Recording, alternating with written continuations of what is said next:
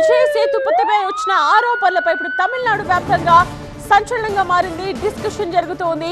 రమ్య మోహన్ అనే యువతి చేసిన సంచలన ఆరోపణలు ఇప్పుడు దుమారం రేపుతున్నాయని చెప్పాలి. ఒక యువతిని విజయ్ చాలా ఏళ్లుగా ఇబ్బంది పెట్టాడని, కారవాన్ ఫేవర్ కోసం 2 లక్షలు, డ్రైవ్స్ కోసం 50,000 ఆఫర్ చేశాడని ఆరోపించింది ఆ మహిళ. అంతేకాదు సదరు యువతి ప్రస్తుతం రీహాబిలిటేషన్ సెంటర్లో చికిత్స పొందుతోందని సోషల్ మీడియాల ద్వారా వెల్లడించి కాసేపటికే ఆ పోస్ట్ ని డిలీట్ చేసింది.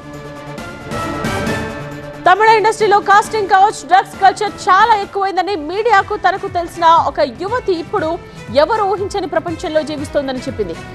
ఆమె ఇప్పుడు రీహాబిలిటేషన్ సెంటర్ లో ఉండగా ఇందుకు కారణం విజయ్ సేతుపతి అంటూ ఆరోపించింది. ఆమెను చాలా ఏళ్లుగా వేధిస్తున్నారు.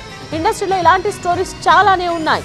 బాధితులను విమర్శిస్తూ ఇలాంటి వ్యక్తులను మీరు దేవుడిగా చిత్రీకరిస్తున్నారు అంటూ రమ్య విమర్శించింది. అయితే విజయ్ ఆరోపిస్తూ చేసిన ట్వీట్స్ ను కాసేపటికి ఆమె డిలీట్ చేశారు. దీంతో పెద్ద ఎత్తున ఆమెపై విమర్శలు వచ్చాయి. దీంతో దానికి వివరణ ఇస్తూ రమ్య మరో ట్వీట్ చేసింది. కోపంతో ఆ ట్వీట్ పెట్టారని, అది అంతా వైరల్ అవుతుందని ఊహించలేదని, బాధితురాలి గోప్యత, శ్రేయస్సు కోసం తన పోస్ట్ ను తొలగించినట్టు మరో ట్వీట్ చేసింది.